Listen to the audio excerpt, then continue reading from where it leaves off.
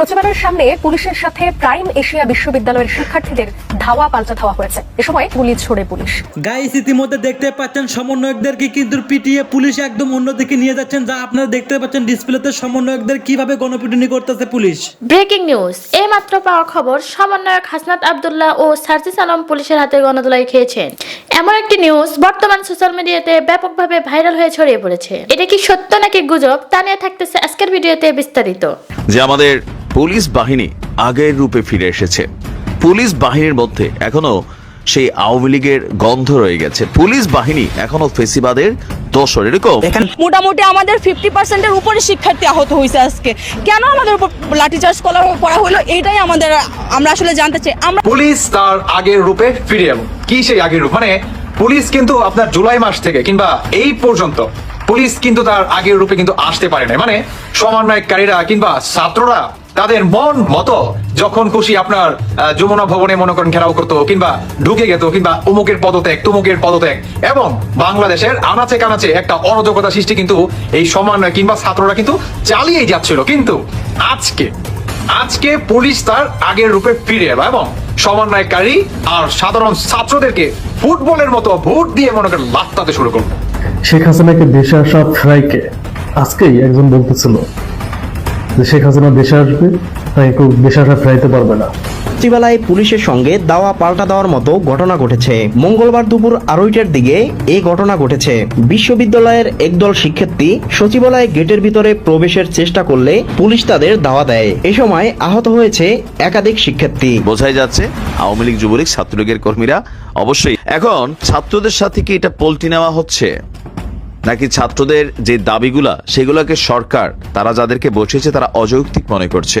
এবং কেন শেখ হাসিনাকে তারা বা আওয়ামী লীগকে তারা বসাতে চায়? তারা মনে করে যে আমরা তো ডাইরেক্টলি যেতে পারবো না, তাহলে আমাদের এজেন্ট দিয়ে এই দেশটা যে স্বাধীন, শুধু নামে স্বাধীন থাকবে, বাস্তবে ভারতের কাছে পরাধীন থাকবে এই দেশ। এটাই মাস থেকে কিংবা এই পর্যন্ত পুলিশ কিন্তু তার আগের রূপে কিন্তু আসতে পারে না। মানে সমন্বয়কারীরা কিন্তু আবারও মাঠে নামলো শিক্ষার্থীরা। গ্রেপ্তার হতে পারেন সমন্বয়ক সার্জিস এবং হাসনাত। সেনাপ্রধানের কঠিন বার্তা বিস্তারিত রয়েছে ভিডিওতে, আপনারা দেখতে থাকুন। সপ্তাহের মধ্যে এটাকে কার্যকর করুন, অন্যথায় আপনাদের বিরুদ্ধে সর্বস্তরের জনগণ কঠোর আন্দোলন গড়ে তুলবে। তারপর কি তোমরা একে অন্যের বিরুদ্ধে লাগালাগি শুরু করে দিলা? সঠিককে সমন্বয়ক রিফাত রশিদ অবশ্যই সঠিক। কেন? আবারও সেই পুরনো ঘটনা, দাবি আদায়ের একমাত্র পথ হচ্ছে রাজপথ অবরোধ। সেই ঘটনা আবার ঘটলো। সরকার চাইলেই কেন নিবন্ধন করতে পারে? I do understand and they are taking the decision. Let's have respect onto them. সন্ত্রাসীকে রেসপেক্ট দেয়, মারার সময় তো তুই করে মারে, জোদাতে পিটায়, সবকিছু। সমন্বয়ক সার্জিস আলম ও হাসনাত আব্দুল্লাহ পুলিশের হাতে গণধোলাই, এমন একটি নিউজ বর্তমান বাংলাদেশের সোশ্যাল মিডিয়াতে ভাইরাল হয়ে ছড়িয়ে পড়ছে। তো বন্ধুরা, এটা কতটুকু সত্য কতটুকু মিথ্যা তা নিয়ে থাকতেছে আজকের ভিডিওতে বিস্তারিত। বন্ধুরা চলুন আজকের ভিডিওতে বেশি কথা বাড়াবো না, সরাসরি আজকে আমরা চলে যাব মূল ভিডিওতে। এই ছাত্র আন্দোলনের খুব গুরুত্বপূর্ণ একজন সমন্বয়ক তালাত মাহমুদ রাফি, তাকে একটা সংবাদ প্রকাশিত হয়েছে তার অবৈধ তদবির বাণিজ্য নিয়ে। ডেইলি বাংলাদেশ পোর্টালটার নাম, হেডলাইনটা এরকম: সমন্বয়কদের তদবির বাণিজ্য এক রাফির হিসাবে 32 কোটি টাকা। চট্টগ্রামে রাফি কি করেছেন ওই সময়টাতে, মুভমেন্টের সময়টাতে, তার সাহসিকতার বর্ণনা দিয়ে শুরু, কিন্তু পরবর্তীতে অনেকগুলো ঘটনা সামনে নিয়ে আসা হয়েছে। অল্প সময়ের মধ্যে সেই সংবাদটা সেই পোর্টালটা তুলে নেয় এবং সেখানে দুঃখ প্রকাশ করেন, এবং তারা যেটা বলার চেষ্টা করেছেন যে প্রতিবেদকের হাতে থাকা তথ্য দিয়ে তারা এটা করে ফেলেছেন, খুব বেশি ভেরিফাই করেন নাই, তারা সেই প্রতিবেদকের বিরুদ্ধে ব্যবস্থা নেবেন। এমন অনেক প্রশ্ন আছে যে প্রতিবেদকের এইরকম একটা অভিযোগ যাচাই বাছাই ছাড়া তারা তুলে দিয়েছেন এবং ব্যবস্থা নিচ্ছেন প্রতিবেদকের বিরুদ্ধে। যাই হোক, অনেক অনেক গুরুতর কতগুলো প্রশ্ন তৈরি করেছে এই খবরটা। খুব গুরুতর কিছু প্রশ্নই মূলত করতে চাই এবং আপনাদের অপিনিয়নও শুনতে চাই। আপনারা মন্তব্য সেটা লিখে জানাবেন, না চাইলেও জানান, এবং আমি চাইবো যে আপনারা আপনাদের মন্তব্য জানাবেন। আগে এই রিপোর্টটা তুলে নেওয়া হয়েছে, কিন্তু রিপোর্টটাতে কি ছিল সেটা নিয়ে কথা বলছি। যেহেতু তুলে নেওয়া হয়েছে তাদের জায়গা থেকে, তারা অফিসিয়ালি এটাকে অস্বীকার করছেন, কিন্তু রিপোর্টটা খুব বিস্তারিত ধরনের, মানে শুধুমাত্র কিছু ঘটনা বা তদবির করছেন, এটা করছেন, সেরকম না। উনি কোথায় গেছেন, কার সাথে গেছেন, কোথায় থেকেছেন, এরকম নানান তথ্য, বিভিন্ন রকম তদবির। যেমন একটা বড় তদবিরের কথা আছে এরকম যে কর ফাঁকি দিয়ে আনা বা কর দিতে না পারা এরকম একটা বিরাট পণ্য চালান কাস্টম যাতে ছেড়ে দেয়, সেরকম তদবির উনি করার চেষ্টা করেছেন, এই ধরনের অভিযোগ আছে। কারো ট্রান্সফার, মানে বৈষম্য বিরোধী ছাত্র আন্দোলনের সময় অভিযুক্ত কেউ এবং আওয়ামী লীগের অত্যন্ত ঘনিষ্ঠ কাউকে চাকরি থেকে অপসারণ করা হয়েছে, তার চাকরি ফিরিয়ে আনার চেষ্টা, কাউকে ট্রান্সফার করা, এরকম নানান ঘটনা এখানে উল্লেখ আছে, একদম খুব স্পেসিফিকলি দেয়া বিষয়। তার অ্যাকাউন্ট নাম্বার, তার অ্যাকাউন্টে কোথায় টাকা আছে, সব তথ্য আছে এখানে। এরকম তার ব্যক্তিগত বিকাশ অ্যাকাউন্টের কথা বলা হচ্ছে, ওখানে 61,320 টাকা আছে এবং তার মায়ের নামে, মায়ের অ্যাকাউন্টের কথা বলছে, সেখানেও একটা বিকাশ অ্যাকাউন্ট আছে, সেখানেও 31,90,000 টাকা আছে, এরকম তথ্য আছে। এরপর যেটা আসলে মানে সবচেয়ে বড় তথ্য, যে বিরাট যে অঙ্কের কথা বলা হচ্ছে, একটু পড়ি। টাকা বিদেশি অর্থে কনভার্ট করার একটি বাইন্যান্স অ্যাকাউন্ট রয়েছে রাফির, তার এনআইডি দিয়ে ওই অ্যাকাউন্ট খোলা হয়। অ্যাকাউন্টের ইউজার আইডি ডোনার1, মানে ইউজার আইডির কথাও এখানে জানা যাচ্ছে। এই অ্যাকাউন্টের 22 অক্টোবর পর্যন্ত সর্বশেষ ব্যালেন্স $26,84,900, প্রতি ডলার 119 টাকা 45 পয়সার বাজার দাম অনুযায়ী বাংলাদেশের মুদ্রা যায় 32,07,12,619 টাকা। এখানে বলা হচ্ছে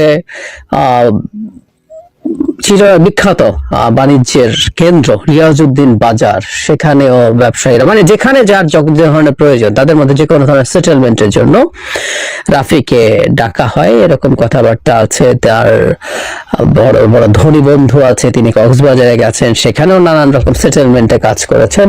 মানে মোদ্দা কথাটা হচ্ছে, যেখানেই যেমন সংকট হোক না কেন, সেখানে জনাব রাফি গিয়ে হাজির হচ্ছেন এবং ছাত্র সমাজের বহু সংকটে গিয়ে হাজির হন, কিন্তু জনাব রাফি টাকার লেনদেন করে সেই সমস্যাগুলো সমাধান করেন, তদবির করেন। এই হচ্ছে মূল বিষয়। যথেষ্ট পরিমাণ তথ্য দিয়ে বিশ্বাসযোগ্য মনে হবে এভাবে এই রিপোর্টটা করা হয়েছে। রিপোর্টটা সত্য মিথ্যা আমরা বুঝতে পারছি, কারণ হলো প্রতিষ্ঠানটা এটা সরিয়ে নিচ্ছে। কিন্তু তার আগে একটা জিনিস বলা খুব জরুরি। এই স্ক্রিনশটটা, এই হেডলাইনের স্ক্রিনশটটা অনেক গুরুত্বপূর্ণ মানুষ শেয়ার করেছেন, এবং শেয়ার করে তারা এই ব্যাপারে, আমি অন্তত ফেসবুকে যাদেরকে ক্রেডিবল মানুষ মনে করি, যাদের অহেতুক কোনো কিছুতে হুজুগে লাভ দেওয়া দরকার এরকম মনে করেন না, এরকম বহু মানুষ এই স্ক্রিনশট শেয়ার করেছেন, হতাশা প্রকাশ করেছেন, তদন্ত চেয়েছেন প্রপার এবং ব্যবস্থা চেয়েছেন। কারণ এখানেও আছে যে তাকে ওয়ার্নিং দেওয়া হয়েছে বা এই ধরনের আলাপ আছে, এবং শুধু তিনি নন, আরো বেশ কিছু সমন্বয়কের ক্ষেত্রেও এই ধরনের ওয়ার্নিং আছে, বহিষ্কার আছে। সমন্বয়কের নিচু পর্যায়েরও কেউ সমন্বয়ক নন, এই মুভমেন্টে ছিলেন, এরকম অনেকের বিরুদ্ধে ব্যবস্থার কথা রিপোর্টে আছে, দীর্ঘ একটা রিপোর্ট। এখন প্রশ্ন হচ্ছে, এই রিপোর্টটা কেন এখন আসলো? তারও আগে আর একটা কথা বলে রাখা ভালো, এর মধ্যেও গুরুত্বপূর্ণ মানুষজন একটা তথ্য ফেসবুকে দিয়েছেন, সেটা হলো এই যে নিউজ পোর্টালটা, এটা একটা গোয়েন্দা সংস্থার, অত্যন্ত পরিচিত একটা গোয়েন্দা সংস্থার পোর্টাল, তাদের পরিচালিত পোর্টাল। তো সেই পোর্টালে এই ধরনের তথ্য আসা। এবার আমরা যাবতীয় বিষয়গুলো নিয়ে একটু কথা বলতে শুরু করি। প্রশ্ন হচ্ছে, আমরা ধরে নিচ্ছি যে এটা একটা গোয়েন্দা সংস্থার পোর্টাল, কারণ কয়েকজন খুবই গুরুত্বপূর্ণ রিলায়েবল মানুষ এটাকে সেভাবে বলার চেষ্টা করেছেন, এবং তাদের এই অনুমান বা তাদের এই তথ্য সঠিক, এটা হবার সম্ভাবনাই বেশি। আরো আগের কথা, তাহলে মানে একটা অফ টপিকের প্রশ্ন করি, সেটা হচ্ছে যে একটা গোয়েন্দা সংস্থা একটা পত্রিকা বা পোর্টাল চালাবে কেন? কিন্তু চালায়, এটা আমরা শেখ হাসিনা সরকারের সময়ও দেখেছি, নানান রকম পোর্টালের সাথে, এটা কোনো এজেন্সির সাথে জড়িত, এটা শুনতাম, তাদের দেয়া তথ্য ওভাবে ফিড করা হয়। যাই হোক, তারা এটা আনলেন কেন? আচ্ছা, এটা কি সত্য? তর্কগুলো করছি, প্রশ্নগুলো তুলছি। এটা যদি সত্য হয়ে থাকে, এটা আসলো কেন? রাষ্ট্রীয় একটা গোয়েন্দা সংস্থা একজন ছাত্র সমন্বয়ক, যিনি এখন বৈষম্য বিরোধী ছাত্র আন্দোলনের কেন্দ্রীয় সহ সমন্বয়ক হয়েছেন। তো তা যদি হয়ে থাকে তাহলে এখন কেন তার এই রকম অভিযোগ সামনে আনা হলো, প্রকাশিত করা হলো, এবং একটা গোয়েন্দা সংস্থা কেন চাইছে এই তথ্যগুলো স্প্রেড করুক? তারা কি ছাত্র সমন্বয়কদের উপরে কোনো কারণে নাখোশ, নাকি ব্যক্তিগতভাবে যারা রাফির উপরে কোন রকম কোনো সমস্যা আছে?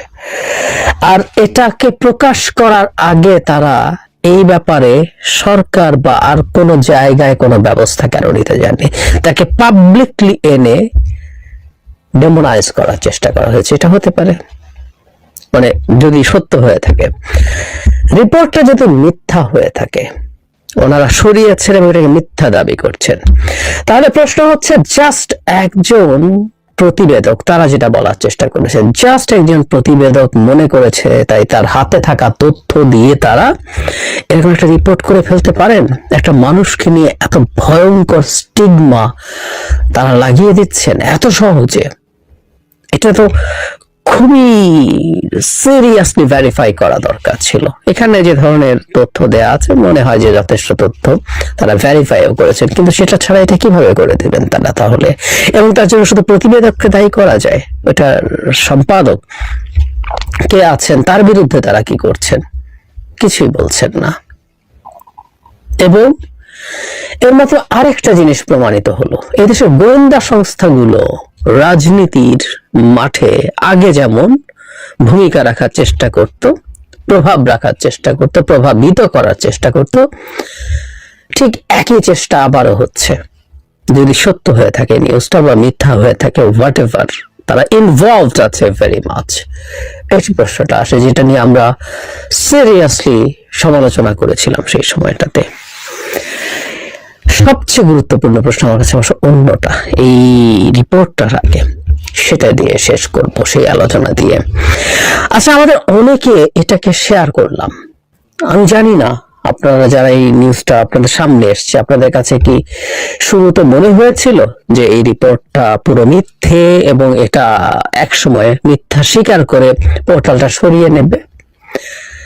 এই প্রশ্নটা একটু জবাব দেবেন। আমার কাছে প্রশ্নটা হচ্ছে, আমি অনেককে এটাকে শেয়ার করতে দেখেছি, সবাই যে ঢালাও ভাবে রাফিকে দায়ী, দোষী, অপরাধী এটা বলছেন তা না, কিন্তু উড়িয়ে দিচ্ছেন না। আমি আবারও বলছি যে পোর্টালটার নাম আমি আগে শুনিনি, অনেকেই হয়তো শোনেননি, কিন্তু তারপরও এই পোর্টালটার স্ক্রিনশট তুলে তারা সরকারের কাছে এটা তদন্ত চাইছেন এবং তিনি যদি দায়ী প্রমাণিত হন তার বিচার চাইছেন।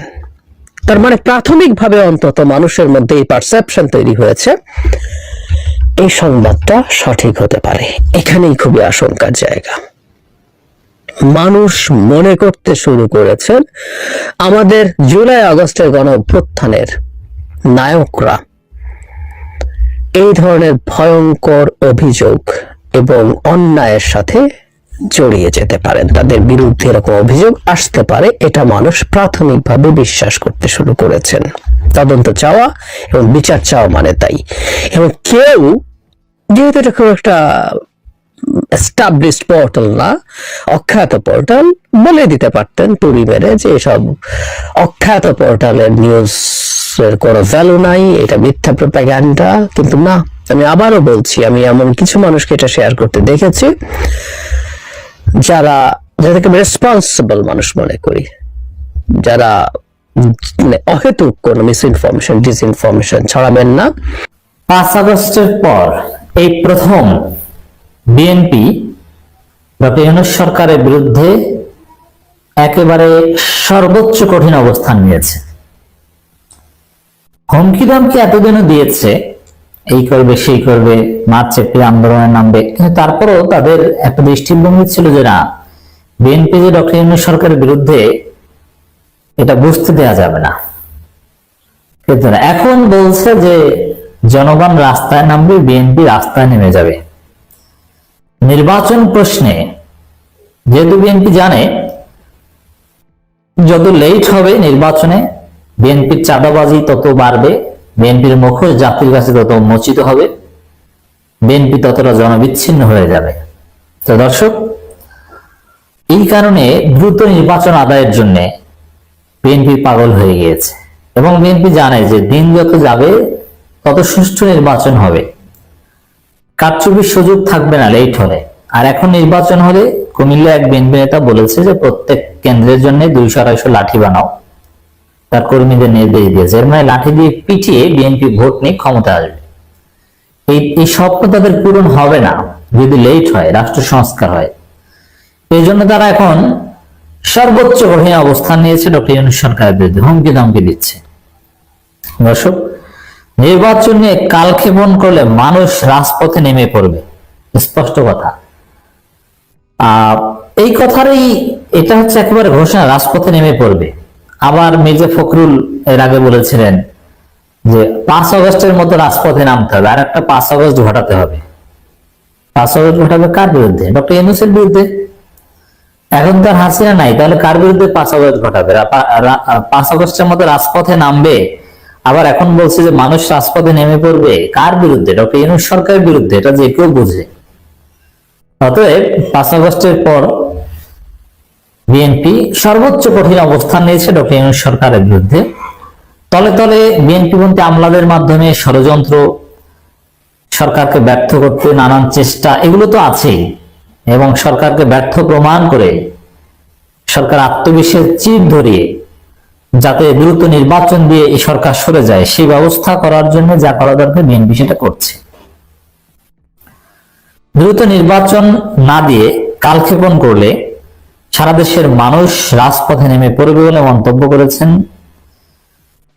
যুক্তরাজ্য বিএনপির সিনিয়র যুগ্ম সাধারণ সম্পাদক পারভেজ মল্লিক। এটা বিএনপির ওভারঅল কথা। এবং এই যুক্তরাজ্য বিএনপি নেতারা তারেক রহমানের সাথে এমনিতেই ঘনিষ্ঠ যোগাযোগ রাখে, আর বিএনপির এখন তো সবাই রাখে। অতএব আর একটা 5 আগস্ট ঘটাতে হবে, জনগণ রাজপথে নামবে, এই কথাগুলো বিএনপির অফিসিয়াল কথা। কারণ বিএনপি জানে যে সুষ্ঠু নির্বাচন হলে বিএনপি ভোট পাবে না, অতএব কারচুপির মধ্য দিয়ে ক্ষমতায় আসতে হবে। এই জন্য তারা সরকার হুমকি নামকি দিচ্ছে। জাতীয় প্রেস ক্লাব আব্দুল সালাম হলে জাহাঙ্গীরনগর বিশ্ববিদ্যালয়ের ছাত্র দলের আয়োজনে পুনর্মিলনী অনুষ্ঠানে এই মন্তব্য করেন তিনি। যাই হোক, জাহাঙ্গীরনগর বিশ্ববিদ্যালয়ে বর্তমানে কোনো ছাত্রদল নেই আমার জানা মতে। এ কারণে ছাত্রদল কোনো নেতা কোনো প্রোগ্রামে প্রতিনিধিত্ব করতে পারে না। যে ছাত্রদল পোস্টেড কাউকে কোনো একটা প্রোগ্রামে প্রতিনিধিত্ব করতে পাঠাবে, এটাও ছাত্রদল পারে না। ওই জন্য একজন কর্মীকে পাঠায় ছাত্রদলের সাংগঠনিক প্রতিনিধিত্ব করতে। এতবার একটা দলের কোনো একটা প্রোগ্রামে, বিশ্ববিদ্যালয়ের বা কোনো একটা আলোচনা সভায় কর্মীকে পাঠাতে হয়, এটা প্রমাণ করে যে জাহাঙ্গীরনগর বিশ্ববিদ্যালয়ে কোনো ছাত্রদল নেতা নেই। কর্মী 2-4 জন থাকতে পারে। তিনি বলেন, সংস্কারের কথা বলে কালক্ষেপণ করাকে জনগণ ভালো চোখে দেখছে না। তারেক রহমানের নির্দেশ রয়েছে ইউনূস সরকারকে কোনোভাবে ব্যর্থ হতে দেওয়া যাবে না। মানে এই যে এটা হচ্ছে তাদের প্রতারণা। বাকি ইউনূস সরকারকে ব্যর্থ করতে চেষ্টা করছে বিএনপি, আর কি করবে? সবই তো করছে। রাজপথে নেমে যায় 5 আগস্ট ঘটাতে হবে, কথা বলার পর আর কি বাকি থাকে? বাকি থাকে রাজপথে নামা। তাও তো নেমেছে কয়েকবার, সমাবেশ করেছে না। জনগণের ভোগান্তিরও কারণ হয়েছে বিএনপি সমাবেশ। এ কারণে বিএনপির সব স্তরের নেতাকর্মীরা ধৈর্য ধারণ করছে। এটা একটু হুমকি, ধৈর্য ধারণ করছে, সামনে কিন্তু ধৈর্য থাকবে। গণতান্ত্রিক অধিকারের একমাত্র পথ হচ্ছে ভোট। ভোটের মাধ্যমে জনগণের মতামত প্রকাশ করতে দিতে হবে। আমাদের অনেকেই এখানে রয়েছে যাদের বয়স 30 পেরিয়েছে, কিন্তু ভোটাধিকার প্রয়োগ করতে পারেনি। এ কারণেই মানুষ ভোট দিতে চায়। দেখেন, এখানে একটা কথা বলি যে ভোটাধিকার প্রয়োগের জন্যই সময় লাগবে, কারণ ভোট যদি বিএনপি চুরি করে নিয়ে যায়, এটা তো ঠেকাতে হবে। এই জন্য রাষ্ট্রীয় ব্যবস্থাগুলো পুনর্গঠন করতে হবে। এক, দ্বিতীয় হচ্ছে বিএনপি আসলে জনগণের ম্যান্ডেট ভয় পায়, কারণ বিশ্ববিদ্যালয়গুলোতে ছাত্র সংসদ নির্বাচন বিএনপি চায় না। এ দ্বারা বোঝা যায় ছাত্রদল চায় না, তারা ঠেকাতে চায়, আলোচনা করতেই দিতে চায় না। আবার এই ছাত্র সংসদ নির্বাচন কেন্দ্রিক আলোচনায় তারা বর্জন করে এবং উপরে বলে যে শিবির আছে এই কারণে যায় না। আসলে তাদের তো ভোট নাই, এই কারণে যায় না। তিনি আরো বলেন, এই আন্দোলনে সারা বাংলাদেশের মানুষের, দেশের বাইরে যেসব বাংলাদেশি ছিল তাদেরও এই আন্দোলন সবার সম্মিলিত আন্দোলনের ফসল। এই নতুন বাংলাদেশ সংস্কার একটি গতিশীল প্রক্রিয়া। এটা সংস্কার নিয়ে বিএনপি ভাওতাবাদী। সংস্কার কোনো গতিশীল প্রক্রিয়া বা চলমান প্রক্রিয়া নয়। সংস্কার হচ্ছে, সংস্কারের জন্য যে কমিশনগুলো গঠন করা হয়েছে ওই কমিশনগুলো রিপোর্টের উপর ভিত্তি করে সেটা বাস্তবায়ন করা, এটাই হচ্ছে সংস্কার। ওই চলমান প্রক্রিয়া আজীবন সংস্কার, ওই সংস্কার নিয়ে এখানে কোনো কথা হচ্ছে না। এখানে যে কয়টা কমিশন গঠন করা হয়েছে ওই কমিশন নিয়ে কথা হচ্ছে, অতএব এগুলো বিভ্রান্তিকর কথা। দ্রুত ভোটের তারিখ দিয়ে এগিয়ে গেলে ভালো হয়। মানুষ এখন নির্বাচনমুখী, এরা এখন ভোট চায়, গণতান্ত্রিক সরকার চায়। কই, মানুষ তো নির্বাচনের জন্য কিছু বলছে না, মানুষ এখন স্বস্তি চায়, মানুষ যাতে ভোট ভালোভাবে দিতে পারে সেই ব্যবস্থা চায়, তারপরে ভোট চায়। দেশপ্রেমিক বাংলাদেশি, দেশে বিদেশে যে যেখানে আছেন, আসসালামু আলাইকুম। এরই মাঝে আল্লাহর রহমতে ডক্টর মোহাম্মদ ইউনূসকে হত্যা করার একটা পরিকল্পনা নস্যাৎ করা হয়েছে বা আল্লাহর রহমতে বাতিল হয়েছে। ডক্টর মোহাম্মদ ইউনূস যদি পিজি হাসপাতালে চিকিৎসা নিতেন তাহলে কিন্তু দেলোয়ার হোসেন সাঈদীর মতো ওনাকেও কিন্তু হত্যা করা হতো। এই গত 15 বছরে বাংলাদেশের সরকারি যেসব হাসপাতাল আছে সেইখানে রাজনীতিকে এমনভাবে প্রবেশ করানো হয়েছে যা একটা ভয়ঙ্কর আকার ধারণ করেছে। যেমন আওয়ামী আমলে সাচিব বা স্বাধীনতা চিকিৎসা পরিষদ এবং বিএনপির ড্যাব, এগুলো এখন একটা কন্ট্রাক্ট কিলিং এর জায়গা হয়েছে, যারা পয়সার বিনিময়ে কন্ট্রাক্ট নিয়ে বিশিষ্ট ব্যক্তিদেরকে হত্যা করে, হয় তাদেরকে চিকিৎসা দিয়ে বাকি জীবনের জন্য পঙ্গু করে দেয়, আর নয়তো মেরেই ফেলে। ডক্টর মোহাম্মদ ইউনূসকে আমাদের এই সময় অত্যন্ত প্রয়োজন, যার কোনো বিকল্প নেই। কারণ ওনার যে, এটা আমি আগেও ব্যাখ্যা করেছি কয়েকবার, আমি উপদেষ্টা সরকারের ক্রমাগত সমালোচনা করে চলেছি এবং যেখানে প্রয়োজন সেখানে করব।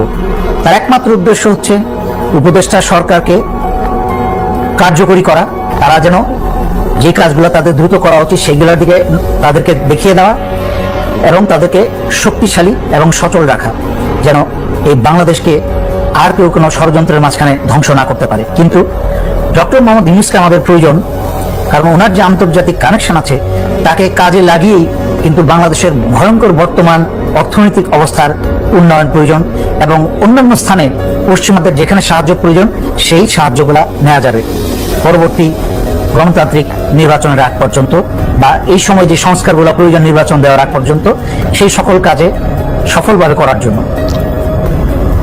দুঃখজনক হলেও সত্যি যে বিএনপি এখন ভারতের প্ল্যান বি হিসাবে কাজ করছে।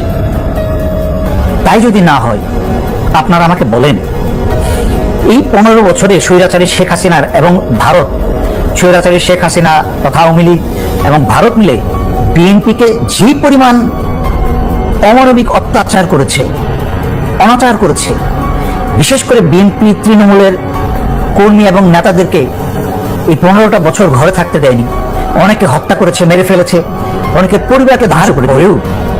আপনারা নিজেদেরকে প্রশ্ন করেন যে কোন বিবেচনায় কি কারণ থাকতে পারে যে বিএনপি আওয়ামী লীগকে রক্ষা করে চলেছে এবং আওয়ামী লীগকে পুনঃস্থাপন করতে চাচ্ছে, আওয়ামী লীগকে নিষিদ্ধ করা থেকে তারা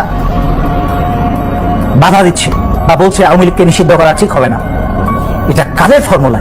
যারা এত অত্যাচারিত হয়েছে, যে আওয়ামী লীগ এবং ভারত মিলে বেগম জিয়াকে প্রায় মেরেই ফেলেছে, জীবন্ত মৃত, তারেক রহমানকে দেশের বাইরে এত বছর ফেলে রেখেছে, সেই বিএনপি কি করে আওয়ামী লীগকে সমর্থন করে? এবং আমরা জানি ইতিমধ্যে বাংলাদেশের বিভিন্ন স্থানে আওয়ামী বিভিন্ন সন্ত্রাসী নেতাদেরকে বিএনপি অনেক নেতারা তারা আশ্রয় প্রশ্রয় দিচ্ছে, অর্থের বিনিময়ে অথবা যেভাবেই হোক। এগুলার সমস্ত কর্মকাণ্ড, বিএনপির সকল কর্মকাণ্ড শুধু একটা দিকেই নির্দেশনা করে, তা হচ্ছে যে বিএনপি ভারতের প্ল্যান বি হিসাবে কাজ করছে।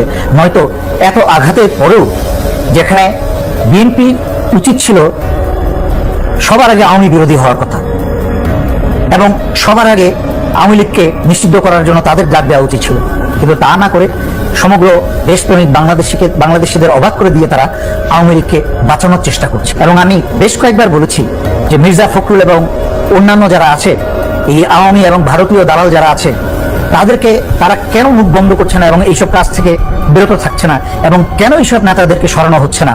আমি তারেক রহমানের দৃষ্টি আকর্ষণ করে অনেকবার বলেছি।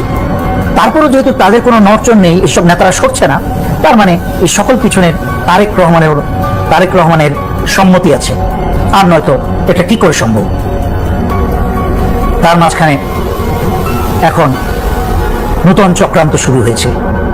বিশেষ এক কুচক্রী মহল আবার অবসরপ্রাপ্ত প্রাক্তন সেনাপ্রধান ইকবাল করিম ভুঁইয়াকে উপদেষ্টা হিসেবে নিয়োগের জন্য ক্রমাগত কাজ করে যাচ্ছে ভারতের ফর্মুলায়।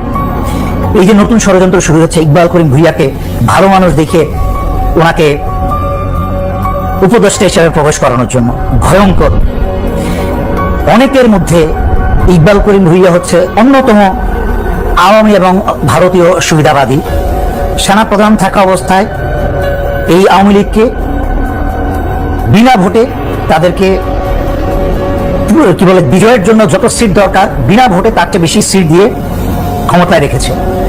আমি নিজেও ঠিক একটা জিনিস আসলে বুঝতে পারি না। দেখেন, এরকম বক্তব্য আমরা অনেকেই দিয়েছি দূর থেকে, যে বিষয়গুলোতে ফোকাস করা উচিত। আমরা যখন দেখি যে বৈষম্য বিরোধী ছাত্র আন্দোলনের এই মুহূর্তে যে মুভমেন্ট, এটা হচ্ছে বিভিন্নভাবে আগামী 15 জানুয়ারি প্রোক্লেমেশন অফ জুলাই রেভলিউশন বা তাদের ভাষায় যেটাই হোক, সেটার ঘোষণাপত্রকে জনগণের কাছে পৌঁছে দেওয়া, লিফলেট বিতরণ, আরো অনেক কিছু। এখন প্রশ্ন হচ্ছে যে ছাত্রদের রক্তের উপর এই বৈষম্য বিরোধী ছাত্র বলেন, সরকার বলেন, যারা দাঁড়িয়ে আছেন, ওই ছাত্রদের আসলে অবস্থানটা কি? কেউ কেউ বলছেন যে আমাদের সামনে মূলা ঝুলাই রাখছো। দেখেন নাই, গতকালকে একটা বিশাল ভাইরাল ভিডিও ছিল। আর আজকে নাম মেনশন না করেই বৈষম্য বিরোধী ছাত্র আন্দোলনের সমন্বয়ক রিফাত রশিদ বলছেন যে জুলাই স্মৃতি ফাউন্ডেশনের বসকে সম্ভবত সার্জিস নাকি একটা বড় দায়িত্বে আছেন। এক সপ্তাহের মাঝে যদি ফাংশনাল করুন, মানে এক সপ্তাহের মধ্যে এটাকে কার্যকর করুন, অন্যথায় আপনাদের বিরুদ্ধে সর্বস্তরের জনগণ কঠোর আন্দোলন গড়ে তুলবে। তারপর কি তোমরা একে অন্যের বিরুদ্ধে লাগালাগি শুরু করে দিলা? সঠিক কে? সমন্বয়ক রিফাত রশিদ অবশ্যই সঠিক। কেন সঠিক? এখনো আমরা দেখি, গেল কয়েকদিন আগে শাহবাগে গভীর রাতে আহতরা নামছে। গতকালকেও দেখলাম আহতদের বিভিন্ন রকম প্রোগ্রাম সামনে আসছে। এখন এই বিষয়টাতে সরকারের দেখলাম 658 কোটি টাকা জুলাই স্মৃতি ফাউন্ডেশনকে দেওয়া হয়েছে। তাহলে এই টাকাগুলা কেন আসলে বন্টন হচ্ছে না? কেন একজন মানুষ নিজের ভ্যান বিক্রি করে চিকিৎসা চালাইতে হচ্ছে? হাত পচে যাচ্ছে, পা পচে যাচ্ছে। সরকারের পক্ষ থেকে ঘোষণা আসলো যারা আহত তাদের জন্য চিকিৎসাটা ফ্রি, ওষুধ ফ্রি, প্রাইভেট এবং সরকারের সাথে কানেক্টেড। কোন হাসপাতালে ফ্রি সেইটা নাকি জানানো হয় নাই, যার কারণে ছাত্ররা আসছে বিপদে। কর্মসংস্থানের বেলা কি করা হবে? যে টাকাগুলো ফান্ডে আছে সেগুলা কেন দ্রুত বিতরণ করা হচ্ছে না? এগুলা বাদ দিয়া প্রোক্লেমেশন অফ জুলাইয়ের জন্য বিভিন্ন জায়গায় বক্তব্য করা, সফর করা, সাধারণ ছাত্রদের বক্তব্য যে আমাদের রক্তের উপর দিয়ে তোমরাও এখানে বসে এখন এগুলো শুরু করছো, নেতা হইতে চাচ্ছ তো ভাই আমাদের কি অবস্থা? আমরা যারা এই পর্যন্ত 2000 জন সম্ভবত আপনার এই সহযোগিতারা পাইছেন, কিন্তু প্রায় 30,000-এর কাছাকাছি আহতরা আছেন। তাদের এই টাকাগুলা কেন দেওয়া হচ্ছে না, চিকিৎসা কেন পাওয়া হচ্ছে না, এগুলো নিয়েই আপনার খেপছে এই সমন্বয়ক রিফাত রশিদ। কারোর নাম উল্লেখ না করে নিজের ফেসবুক আইডিতে তিনি এই পোস্ট দিয়েছেন। রিফাত রশিদের এই পোস্টে মন্তব্য করেছেন আপনার সার্জিস আলম। তিনি বলছেন, তুই জুলাই ফাউন্ডেশনের দায়িত্ব নিয়ে নে। আবার রিফাত বলছে, আমি কেন দায়িত্ব নিব? আপনি এক্সপার্ট লোকজন আনতেছেন না কেন? মেডিকেল, হেলথ, ইকোনমিক সহ এই সেক্টরের এক্সপার্ট মানুষ আনেন। সারা দেশে অসংখ্য গ্রুপ, আর্কাইভ প্লাস স্বেচ্ছাসেবক হিসাবে স্টাবলিশ হয়েছে, এদেরকে ইনক্লুড করেন, টিমটা বড় করেন, ভেরিফিকেশনের সেলটারে আরো বড় করেন। তো আপনার গতকালকে আমরা যদি দেখি, গত বছরের 12 সেপ্টেম্বর যে জুলাই শহীদ স্মৃতি ফাউন্ডেশন হয়েছে, ওই সময় অন্তর্বর্তী সরকার শহীদ মীর মাহফুজুর রহমান মুগ্ধর ভাইকে আপনার সম্পাদকের দায়িত্ব পূরণ কথা। তো আমরা যতটুকু জানি যে এই ফান্ডে মোটামুটি ভালোই টাকা পয়সা আছে। ইভেন এখানে যারা নিহত হয়েছেন তাদের নামও শহীদের তালিকায় অন্তর্ভুক্তি করতে গিয়েও নানান ধরনের বাধা বিপত্তি, অথরাইজেশন এগুলার কিন্তু ঘটনা ঘটছে। আমার প্রত্যেকটা কথা উইথ রেফারেন্স, আপনারা বিভিন্ন টেলিভিশনে কিন্তু এগুলো দেখছেন। এখন সার্জিসের এমন মন্তব্যটা কোথাও না কোথাও বিরক্তিকর একটা মনোভাবের কি প্রকাশ হয়ে গেল যে তুই জেলায় তুই দায়িত্ব নিয়ে আনে। প্রশ্নটা কি ছিল, এক সপ্তাহের মধ্যে যদি ব্যবস্থা না করেন তাহলে আমরা কিন্তু আপনাদের বিরুদ্ধে মাঠে নামবো, তো তুই নিয়ে আনে। এখন বলতেছে আমি কেন নিব, আপনারা যে নিছেন পুলিশই দেখাই দিয়েছে। সেটা কেন হচ্ছে না আমার কাছে খুবই আশ্চর্য লাগে যে মানে এতগুলা মানুষ চিকিৎসাহীন অবস্থায় আছে, কেউ কেউ চিকিৎসা হচ্ছে, পর্যাপ্ত হচ্ছে না, টাকার অভাব আছে বিভিন্ন জায়গায়, এদের পরিবারগুলো কিভাবে চলছে ভাই? আপনাদের এত হাজার হাজার কমিটি তৈরি করা হচ্ছে, বিভিন্ন জায়গায় বৈষম্য মধ্যে দিচ্ছেন, তো এইটার জন্য কেন করছেন না? গ্রামে পাড়ায় মহল্লায় লিফলেট বিতরণের জন্য যে সিস্টেমটা করছেন এটা কেন করছেন না? আসলে বিষয়টা কি এমনই হয়ে যায় যে ক্ষমতার কাছাকাছি যে যায় তার মধ্যে একটা পুনপুন্না ভাব চলে আসে, মানে সামনের দিকে ক্ষমতাকে অনেক পাকাপোক্ত হবে সেটার ভাব চলে আসে। যাদেরকে পিছনে মারাইয়া ডিঙায় আসলাম তাদের কথা আমরা ভুলে যাচ্ছি। এখন মুক্তিযুদ্ধ আর মুক্তিযুদ্ধ এটা নিয়ে শেখ হাসিনা যা করতো বুঝতেন নি, এখন সেই ক্ষেত্রে এটা তো 10 গুণ করার দরকার ছিল। এই যারা আছেন ওই দিন খুব বেশি দূরে না, আপনারা একে অন্যরে পিটাইবেন ধরে রাস্তায়, আমি দেখতেছি। তাদের মন মতো যখন খুশি আপনার যমুনা ভবনে মনে করেন ঘেরাও করতো, কিংবা ঢুকে যেত, কিংবা অমুকের পদত্যাগ তুমুকের পদত্যাগ, এবং বাংলাদেশের আনাচে কানাচে একটা অরাজকতা সৃষ্টি কিন্তু এই সমন্বয় কিংবা ছাত্ররা কিন্তু চালিয়েই যাচ্ছিল। কিন্তু আজকে পুলিশ তার আগের রূপে ফিরে এলো এবং সমন্বয়কারী আর সাধারণ ছাত্রদেরকে ফুটবলের মতো ভোট দিয়ে মনে করেন লাত্তাতে শুরু করলো। কেন?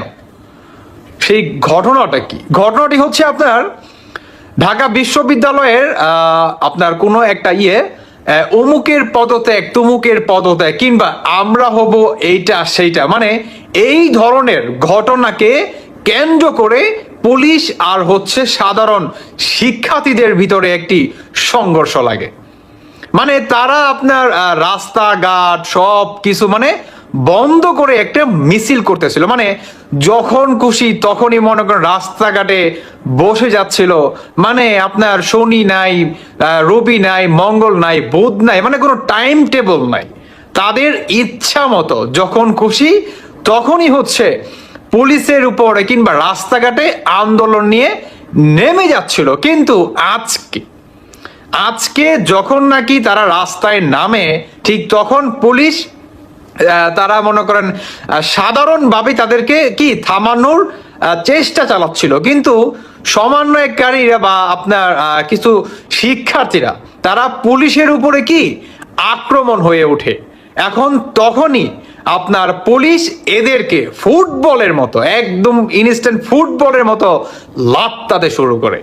কারণ অনেকেই জানেন যে পুলিশের উপরে ভাই যে পরিমাণ এই সমন্বয় কিংবা এই সাধারণ শিক্ষার্থীরা মানে আপনার মানে গণহত্যা, আপনার গণহারে মামলা, গণপিটুনি, কিংবা তুই পুলিশ তোর জন্য আমি জীবন দেই নাই, তোর জন্য দেখ আমি গুলি খাইছি, তোরা আমারে গুলি করছিস, মানে এই ধরনের ঘটনা কিন্তু আমাদের বাংলাদেশে চলমান। এইটাকে ঘিরেই আপনার বর্তমান বাংলাদেশের আজকের অবস্থা। তবে আমি মনে করি যে এই ঘটনার পরে যদি কোনো পুলিশ অফিসারকে গ্রেফতার করা হয় কিংবা চাকরি থেকে বহিষ্কার করা হয় তাহলে আমি মনে করব যে এই সরকার আপনি 1 মিনিট থাকার যোগ্যতা রাখেন না। মানে আপনি তো থাকার যোগ্যতা রাখেনই না, কিন্তু আপনি যদি এদেরকে গ্রেফতার করেন তাহলে 1 মিনিট না, আপনাকে 1 সেকেন্ডের ভিতরে আপনাকে পদত্যাগ করতে হবে। কারণ উচিত শিক্ষা দিছে এদেরকে, উচিত শিক্ষা। অবশেষে পুলিশ কি একটা ঝাল মিটাইলো এদের প্রতি। আমি মনে করি ভাই ব্যক্তিগতভাবে একটা ভালো দিক। কারণ আপনি যদি দেখেন ভাই বাংলাদেশে এরা তো সংস্কার কিংবা দ্রব্যমূল্যের দাম কিংবা সাধারণ মানুষদের ভিতরে শান্তি ফিরিয়ে নিয়ে আসবে তো দূরের কথা, এদের যে আন্দোলন মানে যখন খুশি তখন মনে করেন আপনার যমুনা ভবনে ঢুকে যাচ্ছে, তারপরে ওইটা ঘেরাও করতেছে, সেইটা ঘেরাও করতেছে, আপনার কে থাকবে না থাকবে সেইটাও মনে করেন একটা লিস্ট ধরাই দিতেছে, অমুকের পদত্যাগ, তমুকের পদত্যাগ। ইভেন কি আপনার আওয়ামী লীগের যারা নাকি সাধারণ শিক্ষার্থীরা আছে তাদেরকে মনে করেন বিভিন্ন প্রতিষ্ঠান থেকে বহিষ্কার করে দিচ্ছে। এত কিছু কেন? এত পাওয়ার কে দিছে? হ্যাঁ, কে দিছে? কারণ তোমরা শুরু থেকেই তোমাদের আন্দোলনটা ছিল একটা বাটপারি আর একটা হচ্ছে মিথ্যাচার দিয়ে ভরা। বর্তমান পুলিশ একটা উচিত শিক্ষা দিছে, দরকার ছিল এটা। কারণ এদেরকে যদি এখন পর্যন্ত লাগাম না ধরা হয় তাহলে এরা বাংলাদেশটাকে শেষ করে দিবে, শেষ। তাই আজকে পুলিশ যে এদেরকে ভোট দিয়ে মানে একদম লাথাইছে, হ্যাঁ, একদম সেই লেভেলের ভাই, বিশ্বাস করেন। মানে হয় না যে আপনার 5 মিনিট লস টাইম দিছে, এই 5 মিনিটের ভিতরে তোমাকে একটা বিজয়, তুমি যদি জয় লাভ করতে চাও একটা গোল করতে হবে, ঠিক এই খেলাটাই মনে করেন দিছে। মানে এমন ভাবে মনে করেন লাথাইছে, একের বেস্ট। আমি মনে করি সবচেয়ে ভালো কাজ করছে, কারণ পুলিশের দরকার ছিল এই রূপে ফিরে আসাটা। না হলে পুলিশের যে একটা মানে পাওয়ার কিংবা সাধারণ মানুষের ভিতর যে একটা ভয়, সেটা কি দরকার আছে, যদি আপনার চলে যায় তাহলে বাংলাদেশটা শেষ হয়ে যাবে। এদেরকে লাগাম ধরাটা দরকার ছিল আমি মনে করি। এখন আসিফ নজরুল কিংবা সার্জিস হাসনাত কিংবা ডক্টর ইউনূস ওই অফিসারদের উপর কিংবা পুলিশদের উপরে যদি কোনো আপনার গ্রেফতার কিংবা তাদেরকে যদি চাকরি থেকে বহিষ্কার করে দেয়, তাহলে আমি পুলিশ ভাইদের দৃষ্টি আকর্ষণ করে বলতেছি, আপনারা সবাই মনে করেন পদত্যাগ করে ফেলবেন, সবাই চাকরি থেকে রিজাইন নিয়ে নেবেন। তাহলে দেখবো যে দেশ কারা চালায়, দেশ কোন বাবারা চালায় কিংবা কারা মনে করেন নিয়ন্ত্রণে আনে। কারণ দরকার আছে ভাই, এটা দরকার আছে। কারণ পুলিশের অধিকার এরা প্রতিনিয়ত কি কেড়ে নিচ্ছে, প্রতিনিয়ত। এরা ট্রাফিক মনে করেন সামলাচ্ছে, ওইটা সামলাচ্ছে, মানে তাদের এখন পড়াশোনা ভাল লাগতেছে না, তাদের এখন পড়াশোনা ভাল লাগে, তাদের ভাল লাগে কি ক্ষমতা, পুলিশের ক্ষমতা, এইটা ক্ষমতা সেইটা ক্ষমতা। আমি মনে করি বেস্ট হয়েছে, best, one of the best যারা নাকি এই ঘটনাটা ঘটাইছে। পুলিশ অফিসার ভাইরা আপনাদেরকে সেলুট জানাই, সেলুট। কারণ আপনারা হচ্ছে বাংলাদেশের শান্তি রক্ষা বাহিনী, আপনারা শৃঙ্খলা বজায় রাখবেন, মানুষের ভিতরে শান্তি বজায় রাখবেন। আর আপনাদের জন্য সাধারণ মানুষের ভিতরে একটা ভয় কাজ করতে হবে, মাস্ট, জরুরি। তাহলে কি মানুষ শান্তিভাবে কিংবা আপনার কোনো উচ্ছৃঙ্খলা কাজ করতে পারবে না। বেস্ট কাজ করছে। আমি আপনাদেরকে একটা ভিডিও দেখাতে চাচ্ছি। আজকে সারাদিনের মধ্যে এই ভিডিওটা মেজর ডালিম ইস্যুর পাশাপাশি খুবই ভাইরাল, যে আমাদের পুলিশ বাহিনী আগের রূপে ফিরে এসেছে। পুলিশ বাহিনীর মধ্যে এখনো সেই আওয়ামী লীগের গন্ধ রয়ে গেছে, পুলিশ বাহিনী এখনো ফেসিবাদের দোসর, এরকম নানান বক্তব্য আমাদের পুলিশ ভাইদের উপর আসছে। কিন্তু ঘটনাটার প্রেক্ষাপট কি? এই ঘটনার পরে বেশ কিছু অ্যাক্টিভিটিস সারা বাংলাদেশে ঘটেছে। বিশেষ করে প্রাইভেট ইউনিভার্সিটির যারা শিক্ষার্থীরা আছেন তারা এই মুহূর্তেও, আমি যখন নিউজটি করছি একটু আগে দেখলাম তারা একটা লাইভ সংবাদ সম্মেলন করছেন। দেখেন, ছাত্রদেরকে আমরা বলতে চাই, ছাত্র জীবন মানে নিয়ম অনুবর্তিতা। জুলাই আগস্টের পরে আপনারা যা ঘটাইছেন, যেটা দরকার ছিল সেটা হয়ে গেছে। কিন্তু এখন আপনারা যদি মনে করেন যে আমাদের যখন যেটা মন চাইবে আমরা এটা করব, আমরা দৌড় দিয়ে সচিবালয়ে ঢুকা যাব, দৌড় দিয়ে আমরা গিয়ে কোনো একজন প্রিন্সিপালের রুমে ঢুকা যাব, আমাদের যা খুশি আমরা তাই করব, ভাই আমাদেরকে বাধা দেওয়ার কেউ নাই। আর পুলিশ যদি বাধা দেয় তাহলে পুলিশের গায়ে আমরা একটা ট্যাগ লাগাই দিব, ফেসিবাদের দোসর। পুলিশের ভেতরে এখনো সব আওয়ামী লীগ আর ছাত্রলীগ। পুলিশ অবশ্য আজকে যেভাবে পিটিয়েছে, অনেকের কাছে বলছেন যে পুলিশ তার আগের রূপে ফিরে আসছে। বুটটুর জুতা দিয়া দুই একজনটা যে পরিমাণ লাথি মারছে, আবার এতটা মারাও কিন্তু উচিত হয়নি। কোথাও না কোথাও লাঠিচার্জ করছেন, ঠিক আছে, কিন্তু 8-10 জন মিল্লা একটা ছাত্ররে থাকে না ফুটবলের মতন শটাইছে। তো এই ভিডিওটাতে কিন্তু আসলে সবাই খেপছে। এখন আসলে প্রেক্ষাপট কি? এখন তো ভাই মানে দাবি দেওয়ার যুগ চলছে। স্থায়ী ক্যাম্পাস এবং ট্রাস্টি বোর্ডের চেয়ারম্যানের পদত্যাগ সহ 9 দাবিতে দুপুরে জাতীয় প্রেস ক্লাবের সামনের রাস্তায় অবস্থান নেন আপনার প্রাইম এশিয়া বিশ্ববিদ্যালয়ের শিক্ষার্থীরা। সেখানে 30 মিনিট থাকার পর তারা শিক্ষা ভবনের দিকে চলে যান। এ সময় শিক্ষা উপদেষ্টার সাথে মানে আমাদের যে শিক্ষা মন্ত্রণালয়ের যে উপদেষ্টা আছেন সেই উপদেষ্টার সাথে সাক্ষাৎ করতে ভেতরে যান বিশ্ববিদ্যালয়ের শিক্ষার্থীদের পক্ষে 4 সদস্যের প্রতিনিধি দল। অন্যদিকে বাইরে অপেক্ষায় ছিল শতাধিক শিক্ষার্থী। তো যারা বাইরে অপেক্ষা ছিল ওই আগের মতন গেল 5 মাস পুলিশটা তো একটা মশামাছি মনে করছে মানুষ। আপনি দেখেন যে ধরে ধরে মারতেছে বিভিন্ন জায়গায়, এগুলো কিন্তু টলারেবল না। পুলিশ তাদের মনোবল হারানোর কারণে অনেক জায়গায় অপ্রয়োজনে তারা আসলে নিজেরও মারটার খাচ্ছে। বাট আজকে সম্ভবত পুলিশেরও ধৈর্যের বাঁধ ভেঙে গেছে। শিক্ষার্থীদের অতিরঞ্জিত বক্তব্য এবং ঠুসঠাস কথাবার্তার কারণে তারা প্রথমে তাদেরকে বোঝানোর চেষ্টা করছে, পরে দেখলাম হুইসেল, তারপরে সোজা অ্যাকশনে চলে গেছিল। আপনার লাঠিচার্জ করলে পুলিশ এবং শিক্ষার্থীদের মধ্যে ধাওয়া পাল্টা ধাওয়া, একটা পর্যায়ে আপনার মানে পুলিশকে সাউন্ড গ্রেনেড ছুড়তেও আমরা দেখেছি। আর পরিস্থিতি নিয়ন্ত্রণে 2 রাউন্ড ফাঁকা গুলিও ছড়েছে পুলিশ। প্রত্যক্ষদর্শীরা বলছেন প্রথমে জাতীয় প্রেস ক্লাবের সামনে শিক্ষার্থীরা জড়ো হন, সেখান থেকে সচিবালয়ের 1 নম্বর গেটের সামনে এসে অবস্থান নিলে পুলিশের সঙ্গে সংঘর্ষে জড়িয়ে পড়েন তারা। শাহবাগ থানার ওসি বলছেন যে শিক্ষার্থীরা সচিবালয়ের গেটে বিশৃঙ্খলা করেছিল। তারা গেটের ভিতর যাওয়ার চেষ্টা করতেছিল, পুলিশ বাধা দিয়েছে। এরপর তাদেরকে কন্ট্রোলের জন্য পুলিশকে লাঠিচার্জ করতে হয়েছে। তো সচিবালয় সম্পর্কে ইউনূস সরকারের পুলিশ, এখন কিন্তু তারা ইউনূস সরকারের, আপনারা ইউনূস সরকারের বলেন, এখন পুলিশকে কিন্তু নির্দেশনা দেওয়া আছে সচিবালয়ে অগ্নিকাণ্ডের ঘটনার পর এটার আশেপাশে সমাবেশ, মিছিল, মিটিং এগুলো কিন্তু সরকার নিষিদ্ধ করে রাখছে। তো আপনি যখন আইন মানবেন না, আইনকে অমান্য করবেন, তখন কিন্তু পুলিশকে দায়িত্ব পালন করতেই হবে।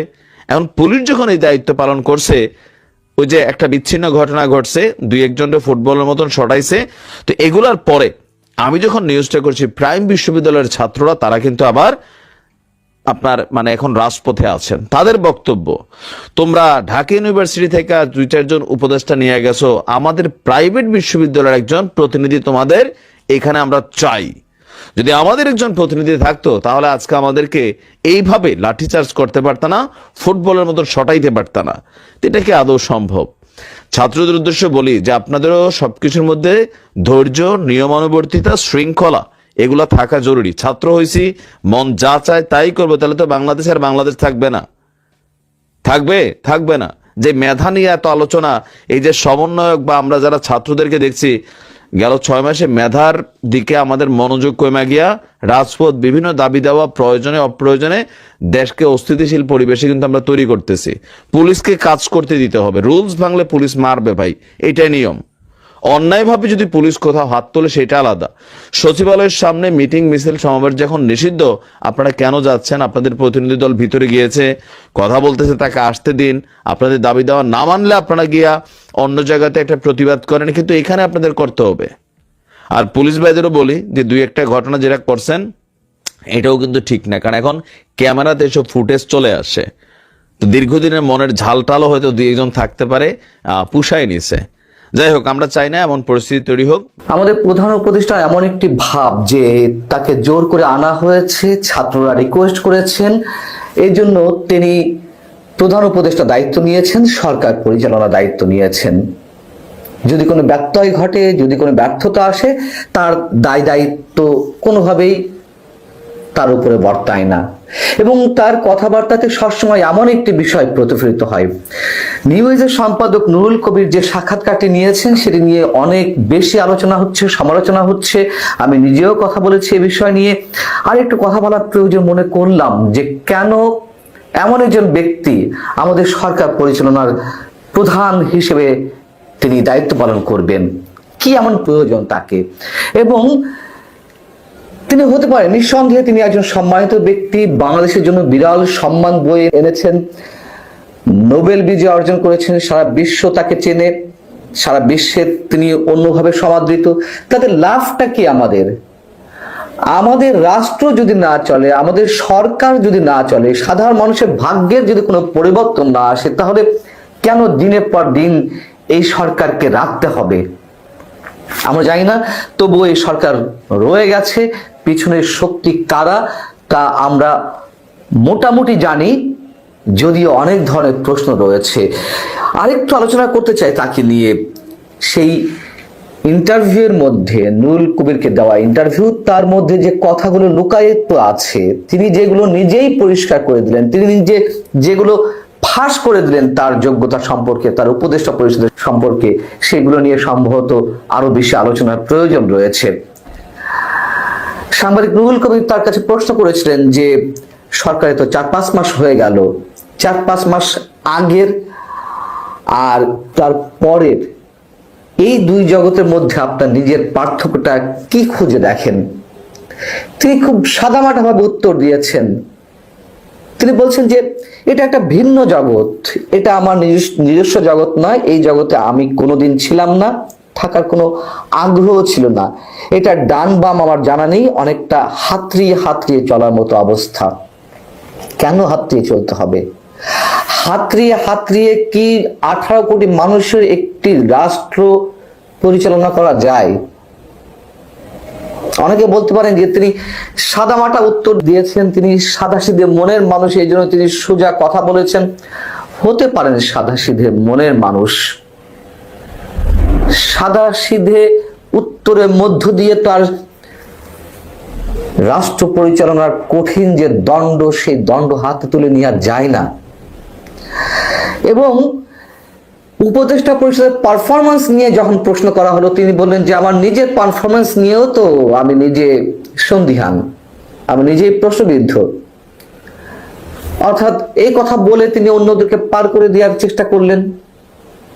সবচেয়ে মজার যে বিষয়টি, এটি আমাকে চরমভাবে আমার মনোজগতে আঘাত করেছে। তিনি একজন অর্থনীতিবিদ, বাজার নিয়ন্ত্রণ কেন করতে পারছেন না তার তো খুব সুন্দর একটি জবাব তার জন্য দেওয়া দরকার ছিল, তার মুখ থেকে বেরিয়ে আসার খুব প্রয়োজন ছিল।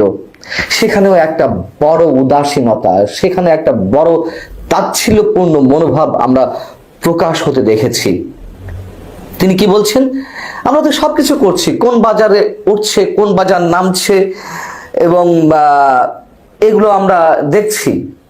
প্রশ্ন ছিল যে এগুলো অ্যানালাইসিসের বিরুদ্ধে অ্যাকশনটা কি? তিনি বলছেন আমরা সবকিছু করছি, আমরা বুদ্ধি প্রয়োগ করছি, সব ধরনের বুদ্ধি, মাথায় যত ধরনের বিষয় আছে সবগুলো আমরা অ্যাপ্লাই করছি। কি অ্যাপ্লাই? তিনি বলছেন যে আমরা বুদ্ধি দিয়ে কাভার করার চেষ্টা করছি ট্রাক দিয়ে।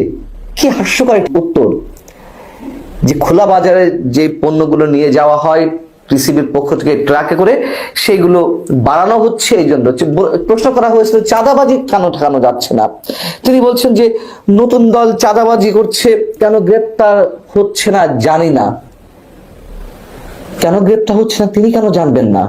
প্রশাসন তো তার হাতের মুঠোয়, সব ধরনের প্রশাসন। এই যে ভয়ঙ্কর একটা উদাসীনতার পরিচয় তিনি প্রশ্নের উত্তরে দিয়ে যাচ্ছেন, তার কথার প্রতিটা শব্দের পরতে পরতে জড়িয়ে রয়েছে। আমরা এগুলোকে সহজভাবে মেনে নিতে পারছি না।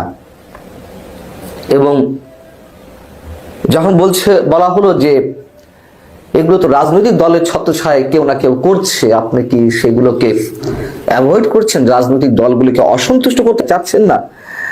তখন তিনি বলছেন যে আমরা আসলে ধরতে পারছি না, আমাদের চোখ অতটা পরিষ্কার না। সরকারের চোখ পরিষ্কার থাকবে না, গোয়েন্দা সংস্থার চোখ পরিষ্কার থাকবে না, সরকারের অধীনে পরিচালিত আইন শৃঙ্খলা রক্ষাকারী বাহিনীর কিংবা প্রশাসনের চোখ পরিষ্কার থাকবে না। চোখ পরিষ্কার থাকবে কার? সাধারণ মানুষের? কি অদ্ভুত সব উত্তর। এবং সিন্ডিকেট নিয়েও প্রশ্ন করা হয়েছিল, তারও কি, মানে আমি এই কথাগুলো নিয়ে আগে আলোচনা করেছি, তারপরেও করতে হচ্ছে। সাধারণ মানুষকে ভাবাচ্ছে তার এই উত্তরগুলো। তিনি সিন্ডিকেট নিয়ে প্রশ্ন করছেন যে আমরা তো সজাগ রয়েছি, আমাদের সজাগ থাকার কারণেই যে গুদামে মাল স্টোর করে রাখা হয় সেগুলো সরিয়ে আবার সিন্ডিকেট যারা করে তারা অন্য জায়গায় সরিয়ে নিচ্ছে। মানে এতটাই তৎপর প্রশাসন, এতটাই তৎপর তিনি, এতটাই সরকারের তৎপরতার কারণে সিন্ডিকেট যারা করে তারা মাল এক জায়গায় নিয়ে আরেক জায়গায় মানে সরিয়ে নেওয়া হচ্ছে, আবার এক জায়গায় লুকিয়ে ফেলা হচ্ছে। টম অ্যান্ড জেরি খেলা চলছে। আমরা তো টম অ্যান্ড জেরি খেলা দেখতে চাই না। এই রাষ্ট্র পরিচালনা তো টম অ্যান্ড জেরি খেলা নয়। তিনি তার পুরনো রাজনৈতিক দল সম্পর্কে কথা বলেছেন। তিনি বলছেন যে আমাকে জোর করে কেউ কেউ করানোর চেষ্টা করছিল একটা রাজনৈতিক দল, যখন দেখলাম যে না এটা আমার দ্বারা সম্ভব না, আমি বাদ দিয়ে দিলাম। মানে সবকিছুই তার কাছে ছেলে খেলার মতন। ছাত্রদের প্রসঙ্গেও তিনি কি উদাসীনতার সাথে উত্তরগুলো দিয়েছেন, যখন প্রশ্ন ছিল যে ছাত্রদের সঙ্গে রাজনৈতিক দলগুলোর সঙ্গে একটা সাংঘর্ষিক অবস্থায় পৌঁছে গেছে, তিনি বলছেন যে এটা কোনো সংঘর্ষ না, সাংঘর্ষিক পর্যায়ে পৌঁছায়নি, কোনো দুশ্চিন্তার বিষয় না। নুরুল কবির প্রশ্ন ছিল, তিনি বলছেন না এটা কোনো দুশ্চিন্তার বিষয় নয়। রাজনৈতিক দলগুলো যে চাপ দিচ্ছে বারবার নির্বাচনের নির্দিষ্ট সময় ঘোষণার জন্য, তার উত্তর কি হবে? তিনি বলছেন রাজনৈতিক দলগুলো ওইভাবে বলেই, আবার আমার সামনে যখন আসে তখন তারা অনেক সম্মান নিয়ে কথা বলে, তারা তো ওই টোনে কথা বলে না। তার মতন একজন বিজ্ঞ ব্যক্তি, একজন সম্মানিত ব্যক্তি যদি এইভাবে কথা বলেন, একটা মানুষ যখন সামনে যায় তখন সম্মান প্রদর্শন করেই কথা বলতে হয়, এবং যারা তার উপস্থিতির বাইরে মাঠে ময়দানে নানান ধরনের রাজনৈতিক বক্তব্য দিচ্ছেন, তারাও নিশ্চয় তাদের বক্তব্যের মধ্যে দিয়ে তার প্রতি অসম্মানটা ফুটিয়ে তুলছেন না। কিন্তু স্থান কাল পাত্র ভেদে তো সময় বুঝে তো মানুষের বক্তব্যগুলো উপস্থাপিত হয়। ওনার সামনে গিয়ে রাজনৈতিক দলের নেতারা সমীহ করে কথা বলছেন, সম্মান দিয়ে কথা বলছেন, আর তিনি ভেবে নিচ্ছেন রাজনৈতিক দলগুলো মাঠে ময়দানে যা বলছে আসলে সেটা ঠিক নয়, আমার সামনে যা বলছে সেটাই ঠিক। এইভাবে চলতে পারে না, এইভাবে ভাবনাগুলো প্রকাশ করা ঠিক নয়। আর কোনটা ঠিক বেঠিক, আপনি কি বললেন না বললেন, সবচেয়ে বড় কথা হচ্ছে আপনার অদূরদর্শিতার পরিচয় দিয়েছেন, আপনার অযোগ্যতার পরিচয় দিয়েছেন, আপনার অদক্ষতা অনভিজ্ঞতার পরিচয় দিয়েছেন, নিজে অকপটে স্বীকার করেছেন যে ভয়ঙ্কর একটা অস্থির সময় বাংলাদেশ রয়েছে, সেই বাংলাদেশের সরকার পরিচালনা করবে ডক্টর মোহাম্মদ ইউনূসের মতন উদাসীন একজন সম্মানিত, আমি অবশ্যই সাথে সম্মান শব্দটা জুড়ে দিচ্ছি, উদাসীন কিন্তু সম্মানিত ব্যক্তি অথবা সম্মানিত কিন্তু উদাসীন ব্যক্তির নেতৃত্বে শেখ হাসিনাকে দেশে আসা ফ্রাইকে আজকেই একজন বলতেছিল যে শেখ হাসিনা দেশে আসবে, তাই কেউ দেশে আসা ফেরাইতে পারবে না, কারণ শেখ হাসিনার জন্য নাকি জ্যাক সুলিভান কোথায় আসছে, ইন্ডিয়াতে আসছে। শেখ হাসিনাকে কিভাবে বাংলাদেশে ফেরানো যায়, শেখ হাসিনার নামে মিথ্যা মামলা হচ্ছে, এইগুলা কিভাবে বাতিল করা যায়, কিভাবে দেশে ফেরানো যায়, এই পরামর্শ দেওয়ার জন্য জ্যাক সুলিভান আমেরিকা থেকে আসছে ইন্ডিয়াতে। জ্যাক সুলিভানকে তো আপনারা সবাই চেনেন, নিরাপত্তা উপদেষ্টা আমেরিকার, আপনার হোয়াইট হাউসের সেকেন্ড ক্ষমতাধর ব্যক্তি তিনি, প্রেসিডেন্টের পরে তার অবস্থা। সে নাকি আসছে ইন্ডিয়াকে বলতে যে কিভাবে শেখ হাসিনাকে বাংলাদেশে ব্যাক করানো যায়। মানে ওই যে আমি বলি না যে মানুষ ওই যে স্বপ্ন দেখে, যখন ভেসে চলে যায় খড়কুটা নিয়ে মানে ভেসে থাকার চেষ্টা করে। এখন আওয়ামী লীগের অবস্থা হয়েছে এইটা। এই আওয়ামী লীগ কি নাই, শেখ হাসিনা বলছে না যে 20 ঘন্টা জার্নি করে আমেরিকাতে যাব না। এখন আওয়ামী লীগ বাংলাদেশের রাজনীতি করতে পারবে কি পারবে না, সম্পূর্ণ আমেরিকার উপর নির্ভর, সম্পূর্ণ। মনে করেন যে বাংলাদেশে আওয়ামী লীগ সাংগঠনিক ভাবে এতটাই দুর্বল হয়ে গেছে, এতটাই ভেঙে পড়ছে, এখন বিদেশি শক্তি ছাড়া আওয়ামী লীগের কোনো শক্তি নাই। আপনারা দেখছেন ছাত্রলীগের অবস্থান, ছাত্রলীগ প্রতিষ্ঠাবার্ষিকী কিভাবে পালন করছে, চিনাই যায় না। ওখানে নিষিদ্ধ সংগঠন, সন্ত্রাসী সংগঠন, এটা প্রমাণ দিচ্ছে। কারণ সন্ত্রাস তো কখনো ওই চেহারা দেখায় না, ওদের অবস্থা তাই হয়ে গেছে। এটা কথা হচ্ছে আল্লাহর মায়ের দুনিয়ার বাইরে একটা কথা, কি একটা কথা আছে যে আল্লাহ ধরে না, কিন্তু ধরলে কাউকে ছাড়ে না। আওয়ামী লীগকে ধরছে, আওয়ামী লীগকে ধরে বসছে, তোরা যেটা করছিস সেটার জন্য আল্লাহ ধরে বসছে। আজকে বিদেশি শক্তির উপর সম্পূর্ণ নির্ভর হয়ে গেছে। শেখ হাসিনা ওবায়দুল কাদের বলতো যে আমাদের বিদেশি কোনো প্রভু নাই, আমাদের বিদেশি প্রভু লাগে না। পাচার নিচে চেয়ার থাকলে কত কথায় বের হয়, চেয়ার সরে গেলে কোনো কথার মুখ দিয়ে বের হয় না। কোথায় তোমাদের সেই অহংকার? আজকে ছাত্রলীগের নেতা এই ধরনের কথা বলতেছে, যে যুবলীগের নেতা এই ধরনের কথা বলতেছে, সেই ছাত্রলীগ যুবলীগই কিনা এই যে আপনার পিটার ডিহাস তারা বলছিল জব করে খেয়ে ফেলবে, হাঁস জব করে তারা খায় বলছিল না? ইরান কি বলছিল মনে আছে আপনাদের? পিটার হাঁসকে নিয়ে কত হাসাহাসি করছিল যে পাতি হাঁস ওই সব গড়ে নেয় তারা। আজকে সেই পাতি হাঁসের দেশ আমেরিকার উপর নির্ভর হয়ে গেছে। শেখ হাসিনা বাংলাদেশে আসবে, আওয়ামী লীগ বাংলাদেশে রাজনীতি করতে পারবে কি পারবে না সম্পূর্ণ নির্ভর করতেছে আমেরিকার উপর। জ্যাক সুলিভান এই জন্য আসছে। কত বড় স্টুপিড হলে ধরনের কথা বলতে পারে। বর্তমান জো বাইডেনের সরকার ডক্টর মোহাম্মদ ইউনূসকে পছন্দ করে। জো বাইডেন যাওয়ার পরে নাই সিদ্ধান্ত হবে। এখন জ্যাক সুলিভান আসলে কি শেখ হাসিনার পক্ষে কথা বলবে নাকি ডক্টর মোহাম্মদ ইউনূসের পক্ষে কথা বলবে? কত বড় স্টুপিড চিন্তা করেন। ওদের এই বোকামির জন্য ওদের এই পতনটা হয়েছে। ওরা বিশ্বাস করতো সে শেখ হাসিনার ক্ষমতা জীবনে করে নিতে পারবে না, ওরা এটা বিশ্বাস করতো। ওই যে টাইটানিকের অবস্থা হয়েছিল, এটা বলছিল টাইটানিক জীবনে ডুববে না, টাইটানিক ডুবে গেছে। সেম অবস্থা হয়েছে আওয়ামী লীগের। ওরা বিশ্বাস করতো এটা যে শেখ হাসিনা জীবিত থাকা অবস্থায় ক্ষমতা কেউ নিতে পারবে না, আর জীবিত হয়ে গেলে আরো বেশি ক্ষমতা ধরা হবে আওয়ামী লীগ, এটা মনে করছিল ওরা। কিন্তু শেখ হাসিনা জীবিত অবস্থায় পতন হয়েছে। ইতিহাসে কোন স্বৈরাচারের এত ভয়ঙ্কর পতন হয় নাই যে পতন শেখ হাসিনার হয়েছে। সিরিয়ার প্রেসিডেন্ট পালাই গেছে, এত ভয়ঙ্কর পতন হয় নাই। এই যে শ্রীলঙ্কা পালাই গেছিল, এত ভয়ঙ্কর পতন হয় নাই যেটা বাংলাদেশে আওয়ামী লীগের হয়েছে। আর এই আওয়ামী লীগ স্বপ্ন দেখে বাংলাদেশে ফিরে আসবে। ভাই স্বপ্ন দেখ, ওই যে খড়কুটা ধরে দেশেটা দেশে। ধন্যবাদ প্রিয় দর্শকবিন্দু, আমাদের ফুল ভিডিওটি দেখার জন্য আপনাকে জানাই অসংখ্য অসংখ্য ধন্যবাদ। তো বন্ধুরা, এতক্ষণ আপনারা যে নিউজটি দেখলেন সমন্বয়কদেরকে নিয়ে, এই নিউজটি দেখার পরে আপনাদের মনের মাঝে যদি কোনো প্রশ্ন থেকে থাকে অবশ্যই সেটা কমেন্ট বক্সে কমেন্ট করে জানিয়ে দেবেন। আমরা পরবর্তী ভিডিওর মাধ্যমে আপনাদের কমেন্টে রিপ্লাই দেওয়ার চেষ্টা করব। যাই হোক বন্ধুরা, এমন নিত্য নতুন আপডেট খবর সবার আগে পেতে চাইলে অবশ্যই আমাদের এই পিচ্চি সাকিব ইউটিউব চ্যানেলটি সাবস্ক্রাইব করবেন। অবশ্যই